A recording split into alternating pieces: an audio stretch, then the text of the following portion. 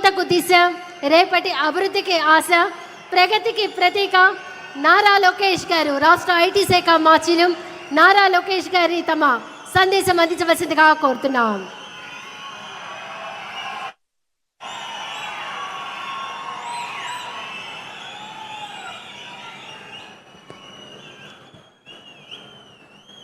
ఓం నమో వెంకటేశాయ. ఓం నమో వెంకటేశాయ. ఓం నమో వెంకటేశాయ. గౌరవ ముఖ్యమంత్రి శ్రీ నారా చంద్రబాబు నాయుడు గారికి, సినిమాలో పవర్ స్టార్, రాజకీయాల్లో జనసేనాని, ఎక్కడ తగ్గాలో తెలుసు, ఎక్కడ నెగ్గాలో కూడా తెలుసు. నాకు సొంత అన్న లేని లోటు తీర్చిన నా పవనన్నకి, బీజేపీ రాష్ట్ర అధ్యక్షులు మాధవ్ గారికి, తెలుగుదేశం పార్టీ, భారతీయ జనతా పార్టీ, జనసేన పార్టీ శాసనసభ్యులకు, ఎంపీలకు, కార్యకర్తలకు, ప్రజలందరికీ నా హృదయపూర్వక నమస్కారాలు. కలియుగ దైవ సాక్షిగా ప్రజాప్రభుత్వం 2 ఏళ్ల పాలన పూర్తి చేసుకుంటాం జరిగింది. ప్రజాప్రభుత్వ అధికారంలో వచ్చిన తర్వాత ప్రశాంతత వచ్చింది. ఇప్పుడే సహచరం మంత్రి అచ్చెన్నాయుడు గారు ఒక మాట అన్నారు. ప్రజాప్రభుత్వం వచ్చిన 2 ఏళ్లలోనే ప్రజలకి స్వాతంత్రం వచ్చిందని. మనందరం చూస్తున్నాం. జేసీబీలు లేవు, దాడులు లేవు, హత్యలు లేవు, అంతెందుకు బూతులు కూడా లేవు. ఈరోజు నాకు ఇప్పుడు కూడా బాగా గుర్తు, యువగలం పాదయాత్రలో ఇదే చంద్రగిరి గడ్డపై మీటింగ్ పెట్టా.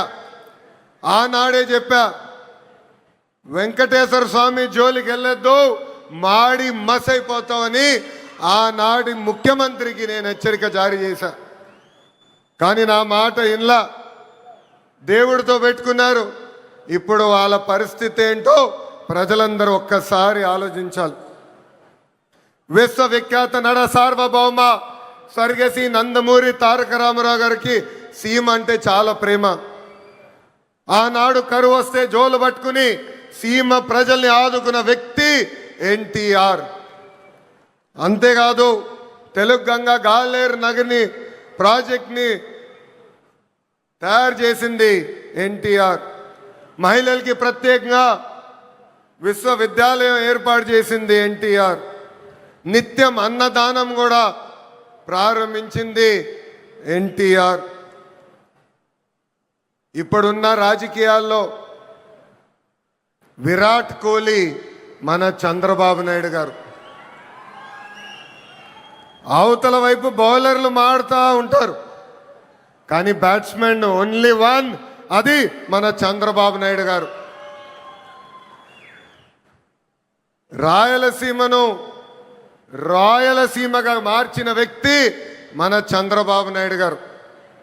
ఎవరికి తెలియని సమయంలో బిందు సైద్యం పరిచయం చేసి ఏకంగా రాయలసీమలో రత్నాలు పండే విధంగా చేసిన వ్యక్తి మన సిబిఎన్. హంద్రినివా సుజలా స్రవంతి ప్రాజెక్ట్ని పూర్తి చేసి చివరి నియోజకవర్గం కుప్పానికి నీరు తీసుకెళ్లిన వ్యక్తి మన సిబిఎన్. అంతెందుకు పులివెందల కూడా నీరిచ్చిన గొప్ప వ్యక్తి మన చంద్రబాబు నాయుడు గారు. ఇప్పుడు ఏకంగా 1,00,000 కోట్ల పెట్టుబడితో మిషన్ రాయలసీమ కూడా ప్రారంభించిపోయే వ్యక్తి మన ముఖ్యమంత్రి చంద్రబాబు నాయుడు గారు.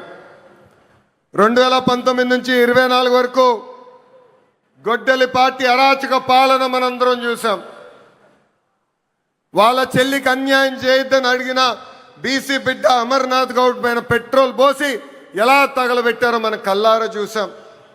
ఒక మాస్క్ అడిగినందుకు ఒక దళిత డాక్టర్ సుబ్రహ్మణ్యాన్ని పిచ్చోడు చేసి ఎలా చంపేశారో ప్రజలందరూ చూశారు. సొంత డ్రైవర్ సుబ్రహ్మణ్యాన్ని ఏకంగా గంజాయి మత్తులో చంపేసిన వాళ్ళ ఎమ్మెల్సీని మనందరం చూసాం. నంద్యాల నియోజకవర్గంలో ఒక మైనారిటీ కుటుంబాన్ని వేధిస్తున్నారు, ఈ వేధింపులు మేము తట్టుకోలేమని ఆత్మహత్య చేసుకునే పరిస్థితి మనందరం చూసాం. వైకాపా నాయకుల కూతురు కన్నా వాళ్ళ కూతురికి ఎక్కువ మార్కులు వస్తున్నాయని ఆ కుటుంబాన్ని వేధిస్తే ఆ వేధింపులు నేను చూడలేను, తట్టుకోలేనని ఆత్మహత్య చేసుకున్న మిస్బాని మనందరం చూస్తాం కూడా జరిగింది. ఆనాడు అన్నారు తెలుగుదేశం పార్టీ జెండా లేకుండా చేస్తామన్నారు, ప్రజలే ఈరోజు వాళ్ళ జెండా పీకేస్తాం జరిగింది. వై నాట్ 175 అని చెప్తే ఏకంగా టీమ్ 11 ప్రజలు వాళ్ళకి తీర్పిస్తాం కూడా జరిగింది. సిద్ధం అంటే యుద్ధానికి రెడీ అని తీర్పిచ్చింది ఆంధ్ర రాష్ట్ర ప్రజలు. అసెంబ్లీలో అడుగుపెట్టనయో అన్నారు, ఏకంగా ప్యాలెస్ గోడలు బద్దలు కొట్టి చంద్రబాబు నాయుడు గారు ముఖ్యమంత్రి చేసిన ఘనత మా పసుపు సైన్యాంది. ఇప్పుడు రపరప అంటున్నారు. రపరప అంటే చూస్తూ మేము ఊరుకోం. ఎర్ర బుక్కు దాని పని చేసుకుంటూ వెళ్తుందని ఈ సభాముఖంగా ఆ కుర్ర బ్యాచ్కి నేను హెచ్చరిక జారీ చేస్తున్నా. ప్రజాప్రభుత్వం 2 ఏళ్ల పాలనలో సుపరిపాలన అందించాం. అన్ని చేశామని కాలు రెగరేసుకుని మేము తిరగట్లేదు. కానీ ఎన్ని ఆర్థిక ఇబ్బందులున్నా ఇచ్చిన హామీలకు పద్ధతి ప్రకారం నిలబెట్టుకుంటూ వెళ్తున్నాం. ఎవరు ఊహించిన విధంగా అధికారంలోకి వచ్చిన వెంటనే 4,000 రూపాయలు వృద్ధులకి పెన్షన్ ఇస్తున్నాం. వికలాంగులకి 6,000 రూపాయలు బెడ్కే పరిమితం అవుతే 15,000 రూపాయలు పెన్షన్ ఇస్తున్న ఏకైక ప్రభుత్వం ఆంధ్ర రాష్ట్రంలో ఉన్న ఎన్డీఏ ప్రభుత్వం. అంతేకాదు మూసేసిన అన్న క్యాంటీన్లు తిరిగి ప్రారంభించాం. డిఎస్సి ద్వారా 16,000 టీచర్ పోస్టులు భర్తీ చేశాం. 6,000 కానిస్టేబుల్ పోస్టులు భర్తీ చేశాం. ఏకంగా మన జాబ్ క్యాలెండర్ విడుదల చేసి సంవత్సరం పూర్తయ్యే లోపల 10,000 ఉద్యోగాలు కూడా భర్తీ చేసే బాధ్యత ఎన్డీఏ ప్రభుత్వం తీసుకుంటుంది. ఏకంగా చేనేత సోదరులకి హ్యాండ్లూమ్ ఉంటే 200 యూనిట్లు కరెంట్ ఉచితంగా ఇస్తున్నాం. పవర్ లూమ్ ఉంటే 500 యూనిట్లు కరెంట్ ఉచితంగా ఇస్తున్నాం. ఆటో డ్రైవర్ల సేవలో ఆదుకున్నాం. మత్స్యకారుల సేవలో మత్స్యకారులను ఆదుకున్నాం. స్త్రీ శక్తి పేరుతో మహిళలకి బస్సులో ఉచితంగా ప్రయాణించే హక్కు కూడా ప్రజాప్రభుత్వం కల్పించింది. దీపం పథకం ద్వారా ఉచితంగా గ్యాస్ సిలిండర్లు కూడా మా తెలుగింటి ఆడబడుచులకి పంపిస్తాం కూడా జరుగుతుంది. ప్రజాప్రభుత్వం నినాదం ఒకటే, ఒకే రాష్ట్రం ఒకే రాజధాని కానీ అభివృద్ధి వికేంద్రీకరణ. ఇప్పుడే మాధవ్ గారు చెప్పినట్లు భారతదేశంలో 100 రూపాయలు పెట్టుబడులు వస్తే దాంట్లో 25 రూపాయలు ఆంధ్ర రాష్ట్రాన్ని ఎత్తుకుంటూ వస్తుంది. ప్రజలందరూ ఒక్కసారి ఆలోచించాలి. గూగుల్ ఆర్సిలర్ మిత్తల్ ఉత్తరాంధ్రకి తీసుకెళ్ళాం. రాజధాని క్వాంటమ్ కోస్తాంధ్రకి తీసుకొచ్చాం. ఏకంగా ఫైటర్ జెట్లు రాయల్ ఎన్ఫీల్డ్ ఈరోజు రాయలసీమకి తీసుకొచ్చిన ఘనత ఒక ఎన్డీఏ ప్రభుత్వాన్ని. మనది గొడ్డలి, మనది గూగుల్, వాళ్ళది గొడ్డలి. మంది ఫైటర్ జెట్, వాళ్ళది ఫ్యాక్షన్. మంది కియా, వాళ్ళది కిడ్నాప్. మంది క్రెడిబిలిటీ, వాళ్ళది క్రిమినాలిటీ. మంది డెవలప్మెంట్, వాళ్ళది డిస్ట్రక్షన్. మంది బుల్లెట్ అవుతే వాళ్ళది బూతులు. మనం మహిళలకి 33% రిజర్వేషన్ ఇస్తే ఏకంగా తల్లిని చెల్లిని మెడబట్టి బయటికి గంటేసిన చరిత్ర ఆ గొడ్డలి పార్టీది. ప్రజలందరూ ఒక్కసారి ఆలోచించాలి. జగన్ ఆయన పేరులో జీ చూసి జెన్జీ అనుకుంటున్నాడు. జగన్ పేరులో ఉన్న జీ గొడ్డలి. అందుకే ఆ పార్టీకి గొడ్డలి పార్టీ అని ఈరోజు పేరు పెడతాం జరిగింది. జగన్కి సిసిడి జబ్బు ఉందండి. సిసిడి అంటే ఏంటో తెలుసా? క్రెడిట్ చోరీ జబ్బు, క్రెడిట్ చోరీ డిసార్డర్. ఏకంగా పేపర్లో వార్తలు వచ్చినాయి, ఆంధ్ర రాష్ట్రానికి ఆర్సిలర్ మిత్తల్ ప్రాజెక్ట్ వస్తుందని. ఆయన ప్రెస్ మీట్ పెట్టి ప్రాజెక్ట్ రావట్లేదు, పక్క రాష్ట్రానికి వెళ్తుందని చెప్పారు. గౌరవ ముఖ్యమంత్రి గారు, ఉప ముఖ్యమంత్రి గారు ఆ ప్రాజెక్ట్కి శంకుస్థాపన వేస్తే లేదు నేనే ఆ ప్రాజెక్ట్ని తీసుకొచ్చానని ప్రెస్ మీట్లో చెప్పే పరిస్థితి మనందరం చూసాం. ఇంతేకాదు ప్రపంచం మొత్తం తిరిగి పెద్ద ఎత్తున గూగుల్ని మన రాష్ట్రానికి తీసుకొస్తే వాళ్ళు అడ్డుపడ్డారు, కోర్టులో కేసేశారు. కానీ ఇప్పుడు ప్రెస్ ముందరికి వచ్చి మా వల్లనే గూగుల్ ప్రాజెక్ట్ వచ్చిందని చెప్పుకునే పరిస్థితి. ఇంకా కొన్ని సంవత్సరాలు పోతే ఆగస్ట్ 15 నాడు భారతదేశానికి స్వాతంత్రం తీసుకొచ్చింది మా తాత అని చెప్పుకునే పరిస్థితికి సిసిడి జగన్ వస్తారు. జగన్ కొన్ని కంపెనీలు తీసుకొచ్చాడు. ఆ కంపెనీ పేర్లు మనందరం మర్చిపోయాం. ప్రజలందరూ ఒక్కసారి గుర్తు చేయాలనుకుంటున్నా. ఆ కంపెనీ పేర్లు Andhra gold, president medal, gold medal. అలాంటి కంపెనీలు తీసుకొచ్చిన చరిత్ర ఆ పార్టీది. Google, ఆసిలర్ Mittal, royal Enfield fighter jet తయారు చేసిన పరిశ్రమలు తీసుకొచ్చిన చరిత్ర మా ఎన్డీఏ ప్రభుత్వాన్ని. చిన్నప్పుడు 10th క్లాస్ పేపర్ లీక్లో టీచర్లు జగన్ని చితకబాదారంట. అందుకే టీచర్లు చూస్తే ఆయనకు చాలా కోపం, కక్ష. అధికారంలో ఉన్నప్పుడు మద్యం షాపుల ముందల కాపులాగా నిలబెట్టారు ఆయన టీచర్ని.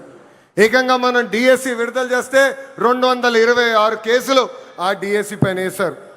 ఎవరు ఊహించిన విధంగా 150 రోజుల్లో 16,347 పోస్టులు భర్తీ చేసిన ఘనత మన ఎన్డీఏ ప్రభుత్వాన్ని. నిన్న ప్రెస్ మీట్ నేను చూసా. జగన్ నన్ను ప్రశ్నించట్లేదు, గౌరవ ముఖ్యమంత్రి చంద్రబాబు నాయుడు గారిని ప్రశ్నించట్లేదు, ఆంధ్ర రాష్ట్ర ప్రభుత్వాన్ని ప్రశ్నించట్లేదు. రాజ్యాంగం రాసిన అంబేద్కర్ గారిని ప్రశ్నిస్తున్నారు, రిజర్వేషన్ని ప్రశ్నిస్తున్నారు, రాజ్యాంగాన్ని ప్రశ్నిస్తున్నారు. అందుకే ఈ సభాముఖంగా జగన్కి నేను హెచ్చరిక జారీ చేస్తున్నా.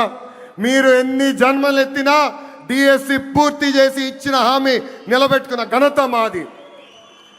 మళ్ళీ డిఎస్సి నిర్వహిస్తాం.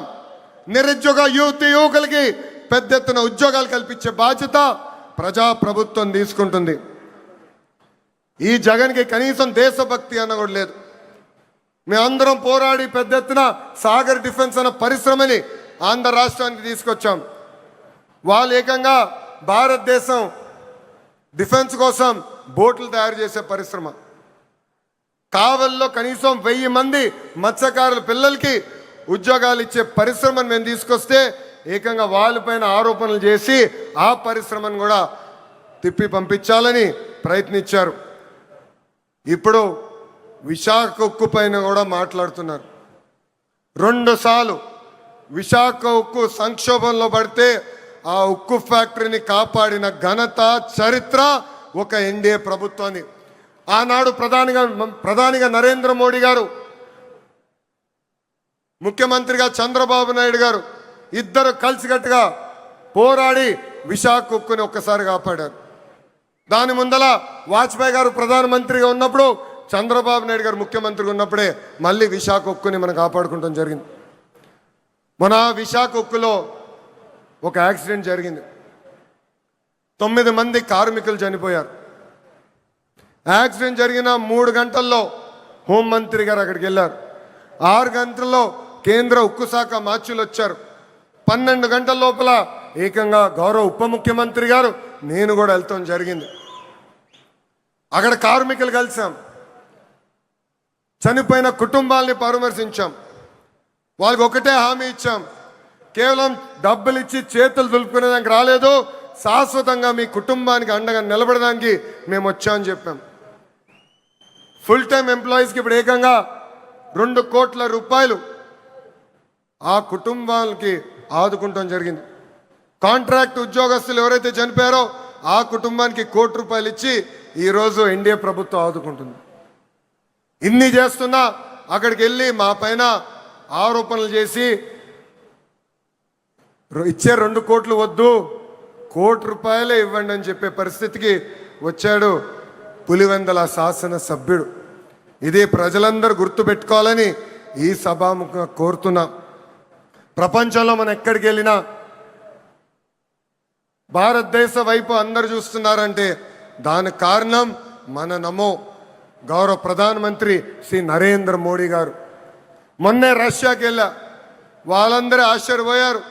ఇంత సమర్థవంతమైన నాయకత్వం భారతదేశానికి ఎలా వచ్చింది, పొలిటికల్ స్టెబిలిటీ భారతదేశానికి ఎలా వచ్చిందంటే కేవలం ఒక్క వ్యక్తి, అది మన నమో వల్లనే వచ్చిందని వాళ్ళు చెప్తాం జరిగింది.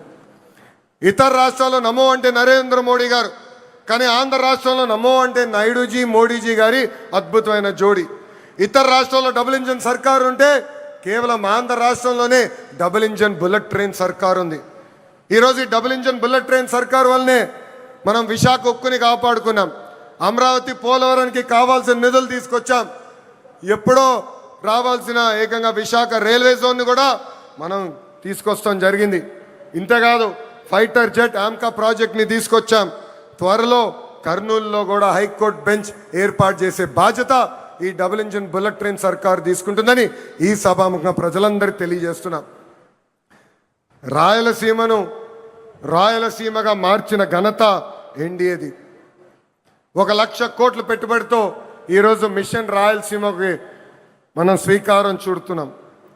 రాయల్ ఎన్ఫీల్డ్ వచ్చింది సీమకి, ఎల్జీ ఎలక్ట్రానిక్స్ వచ్చింది సీమకి, ఏసీ తయారు చేసే కెరియర్ వచ్చింది మన సీమకి. అంతేకాదు రిలయన్స్ ఇండస్ట్రీస్ కూడా వచ్చింది మన సీమకి. That is the commitment of NDA government for Rayalaseema అని ఈ సభాముఖంగా తెలియజేస్తున్నాం. తెలుగుదేశం పార్టీ, జనసేన, భారతీయ జనతా పార్టీ అనేది ఒక పెద్ద కుటుంబం. కుటుంబం అన్నప్పుడు చిన్న చిన్న సమస్యలు రావచ్చు. మనందరం కూర్చుని మన సమస్యలు పరిష్కరించుకోవాలి. ఆ బాధ్యత ఇక్కడున్న నాయకులందరిపైన ఉంది. కూటమి ధర్మాన్ని అందరం కలిసికట్టుగా కాపాడుకోవాలి. అహంకారం మనకు వద్దు. అహంకారం వస్తే ఏమవుతుందో మనందరం చూసాం. 151 స్థానాలు 11 అయినాయి. ఇది మనందరం గుర్తుపెట్టుకొని ప్రజల్లోకి వెళ్దాం, ప్రజల్లో చైతన్యం తీసుకొద్దాం, ప్రజలకి అండగా నిలబడదామని ఈ సభాముఖం మిమ్మల్ని అందరినీ నేను కోరుతున్నా. ప్రజాప్రభుత్వం కొనసాగింపు అనేది చాలా చాలా అవసరం. మనం చూసాం ఒక గుజరాత్, ఒక ఒరిస్సాలో వరుసగా ఒకే ప్రభుత్వ అధికారంలోకి వచ్చేగల ఎంత అభివృద్ధి చెందినాయో. పెద్ద ఎత్తున పెట్టుబడులు వచ్చినాయి, పెద్ద ఎత్తున రోడ్లు వేసుకున్నారు, కరెంట్ ఛార్జీలు తగ్గించుకున్నారు, ముందరికెళ్ళారు. కానీ ఆంధ్ర రాష్ట్రంలో 2014 నుంచి 19 వరకు ఎన్డీఏ ప్రభుత్వం, దాని తర్వాత గొడ్డలి పార్టీ ప్రభుత్వం వచ్చిన తర్వాత మనం ఎంత నష్టపోయామో మనందరూ తెలుసు. దయచేసి ఇది మనందరం గుర్తుపెట్టుకోవాలి. ప్రభుత్వం కొనసాగింపు అనేది ఎందుకు అవసరమో ప్రజలందరి దగ్గరికి వెళ్ళి చెప్పాలని ఇక్కడున్న కార్యకర్తలందరినీ నేను కోరుకుంటున్నాను. నేను ఫైనల్గా చెప్పేది ఒకటే, ఎన్డీఏతో వికాసం, గొడ్డలి పార్టీతో విధ్వంసం. గొడ్డలి పార్టీ రాష్ట్రానికి హానికరమని మనం తొక్కిన ప్రతి గడపకి చెప్పాలని ఈ సభాముఖం మిమ్మల్ని అందరినీ కోరుకుంటూ, నాకింత అద్భుతమైన అవకాశం ఇచ్చిన ప్రజలందరికీ పేరు పేరున నా హృదయపూర్వక ధన్యవాదాలు తెలుపుకుంటూ మీ అందరి దగ్గర నుంచి సెలవు తీసుకుంటున్నాం. చంద్రబాబు నాయుడు గారి నాయకత్వం, చంద్రబాబు నాయుడు గారి నాయకత్వం, పవనన్న నాయకత్వం, పవనన్న నాయకత్వం, నరేంద్ర మోడీ గారి నాయకత్వం, నరేంద్ర మోడీ గారి నాయకత్వం. జోహార్ అన్న ఎన్టీఆర్, జోహార్ అన్న ఎన్టీఆర్. జై తెలుగుదేశం, జై తెలుగుదేశం, జై హింద్. అందరికీ నమస్కారం.